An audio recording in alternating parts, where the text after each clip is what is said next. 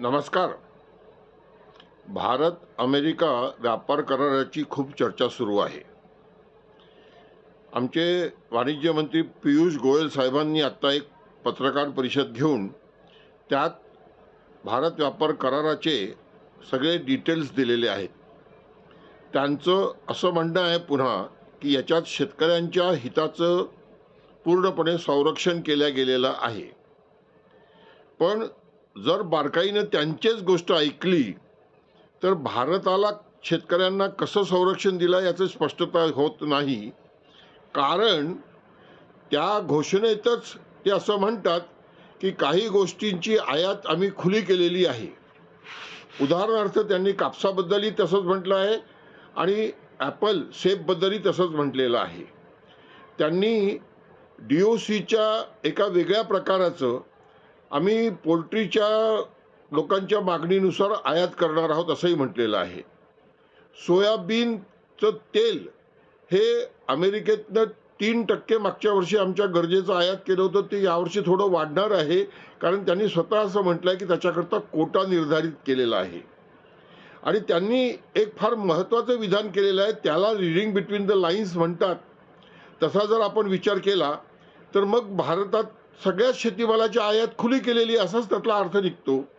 कारण त्यांना जेव्हा एका पत्रकाराने प्रश्न विचारला तर ते म्हणाले की भारत सरकार काहीच आयात करणार नाही आहे, पण भारताचे व्यापारी अमेरिकेच्या व्यापाऱ्याशी सौदा करून त्या गोष्टी आयात करू शकतात. त्यामुळे ती आयात किती होईल हे काही सरकारवर नाही तर दोन्ही देशाच्या व्यापाऱ्यांवर आहे. मग उद्या भारतातले लोक तिथलं सोयाबीनही आयात करू शकतात, तिथलं पोल्ट्रीही आयात करू शकतात, तिथलं दुधाचे प्रॉडक्टही आयात करू शकतात. म्हणून मला असं वाटतं की सगळा गोंधळ आहे. आणि एक गोष्ट अत्यंत स्पष्ट आहे की रशियाचं तेल आम्ही आयात करणार नाही याच्यावर पियुष गोयल साहेब काहीच बोलले नाहीत. ते त्यांनी जयशंकरांकडे ढकलून दिलेलं आहे. मला असं वाटतं आहे की हे असं का होतं हे समजत नाही आहे. कापसाबद्दल बोलताना ते म्हणाले की एक्स्ट्रा लॉंग स्टेपल कॉटन आम्हाला लागतं म्हणून ते आम्ही आयात करू, पण 40 लाख गाठी कापसाच्या आयात झाल्या नाही यावर्षी, त्याच्यावर ते बोलत नाही आहेत. हे काँग्रेसच्या जमान्यापासून आयात होणाऱ्या काही गोष्टींचा त्यांनी उल्लेख केला. अरे हो बाबा, काँग्रेसच्या जमान्यात आयात होत होतं, शेतकऱ्यांना मारलं जात होतं, पण तुम्ही कशाला मारता शेतकऱ्यांना, याच्यावर त्यांचं काहीच उत्तर नाही आहे. म्हणून मला असं वाटतं आहे की अजूनही याच्यातल्या खूप गोष्टी बाहेर यायच्या आहेत. पण एक गोष्ट स्पष्ट आहे की अमेरिकेने भारताच्या शेतकऱ्यांची बाजारपेठ खुली करून घेतलेली आहे. हे अमेरिकेचे कृषी मंत्री त्या मॅडम बोलतात ते बिलकुल बरोबर आहे. आणि मला असं वाटतं आहे की आयातीच्या धोक्यापेक्षा भारतातून निर्यात होणार याचा त्यांनी उल्लेख केलेला आहे.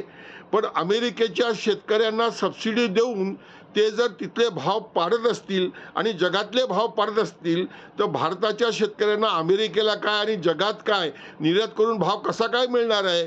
गोयल साहेबांना मी सरळ हे विचारतो तुमच्या माध्यमातनं की आज अमेरिकेच्या बाजारात $11 प्रति बुशेल सोयाबीनचा भाव आहे, म्हणजे 4,000 रुपये क्विंटल. कापसाचा भाव 70 ते 72 सेंट 1 पौंड रुई आहे, म्हणजे तो 7,500 रुपये क्विंटलच्या आसपास होतो आहे. मक्याचा भाव $5 प्रति बुशेल म्हणजे 2,000 रुपये क्विंटलच्या आत आहे. आमची MSP 2,400 रुपये आहे. तुम्ही इथेनॉलची गोष्ट सांगता की आम्ही त्याला काही कन्सेशन दिलेलं नाही आहे, पण आयात होऊ देणार नाही असंही बोललेलं नाही आहे. म्हणून मला असं वाटतं की सगळा सावळा गोंधळ आहे आणि शेतकऱ्यांचं मरण हे अटल आहे.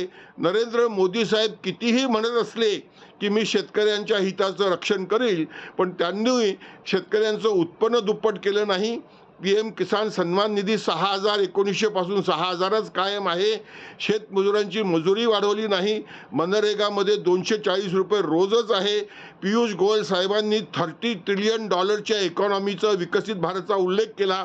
त्यासोबत त्यांनी अमेरिकेची $30 ट्रिलियन इकॉनॉमी आहे आणि त्यामुळे आपल्याला फार मोठी बाजारपेठ मिळणार आहे. तिथे $90,000 पर कॅपिटा इन्कम आहे, भारतात $3,000 आहे, हे त्यांनी मान्य केलं.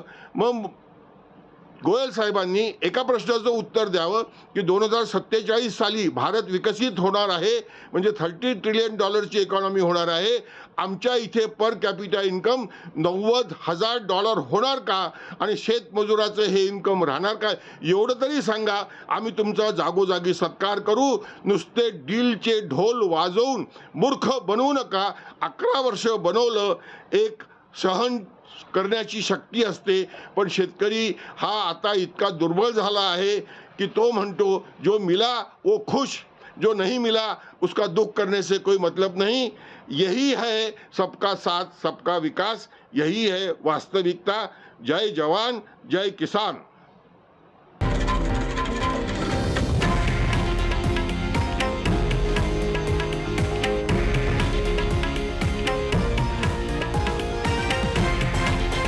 हे आहे देशातील नंबर 1 न्यूज नेटवर्क आणि आपण पाहत आहात TV9 मराठी, एकमेव.